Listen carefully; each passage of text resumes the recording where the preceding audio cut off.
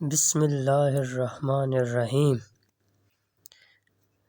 سبق نمبر 1، قصہ حضرت زکریا علیہ السلام۔ حضرت زکریا علیہ السلام کا تعارف۔ قرآن حکیم میں 26 انبیاء اکرام علیہ السلام کے ناموں کا ذکر کیا گیا ہے، اور زمانے کی ترتیب کے اعتبار سے حضرت عیسیٰ علیہ السلام کے بعد حضرت زکریا علیہ السلام کا ذکر آیا ہے۔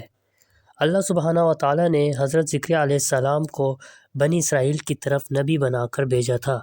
حضرت زکریا علیہ السلام نہایت عبادت گزار اور صبر کرنے والے تھے، اور بیت المقدس کے ایک بڑے امام تھے۔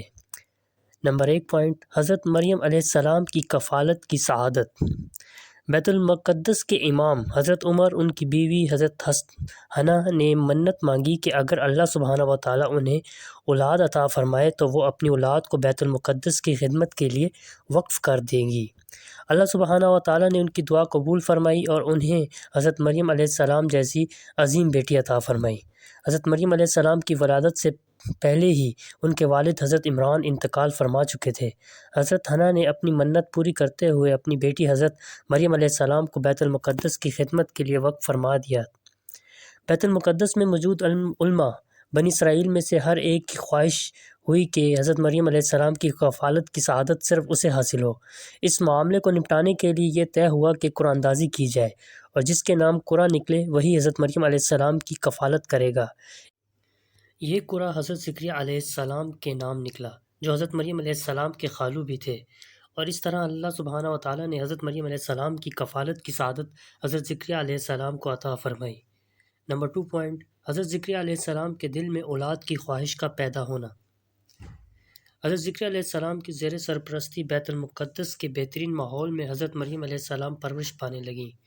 حضرت زکریا علیہ السلام ان کی تعلیم و تربیت کا خصوصی خیال فرماتے، اور جب بھی حضرت زکریا علیہ السلام حضرت مریم علیہ السلام سے ملاقات کے لیے ان کے حجرے میں تشریف لے جاتے تو ان کے حجرے میں اکثر بے موسم پھل رکھے ہوئے پاتے۔ ایک دن حضرت زکریا علیہ السلام نے حضرت مریم علیہ السلام سے پوچھا کہ اے مریم، یہ پھل تمہارے پاس کہاں سے آئے؟ حضرت مریم علیہ السلام نے جواب دیا کہ یہ اللہ سبحانہ و تعالیٰ کے پاس سے ہیں، اور اللہ سبحانہ و تعالیٰ جسے چاہتا ہے بغیر حساب رزق عطا فرماتا ہے۔ چونکہ ابھی تک حضرت زکریا علیہ السلام کو اولاد کی نعمت میسر نہیں آئی تھی، تو حضرت مریم علیہ السلام کا جواب سن کر آپ علیہ السلام بھی اس غیر عادی امور کی طلب کی طرف متوجہ ہوئے کہ جو اللہ سبحانہ و تعالیٰ حضرت مریم علیہ السلام کو بے موسم پھل عطا فرما سکتا ہے، وہ اللہ سبحانہ و تعالیٰ مجھے بھی بڑھاپے میں اولاد عطا فرما سکتا ہے۔ نمبر 3 پوائنٹ، حضرت زکریا علیہ السلام کی اللہ سبحانہ و تعالیٰ سے دعا۔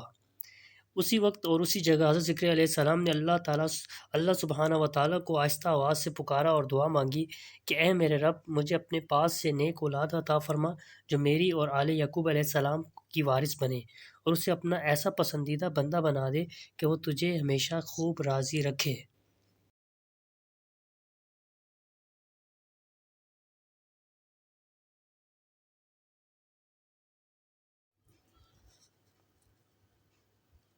ہماری ویڈیو کو لائک کریں، چینل کو سبسکرائب کر دیں، اور ساتھ لگے بیل آئیکن کو بھی لازمی پریس کر دیں تاکہ ہماری ویڈیو آپ تک بر وقت پہنچائی جا سکے۔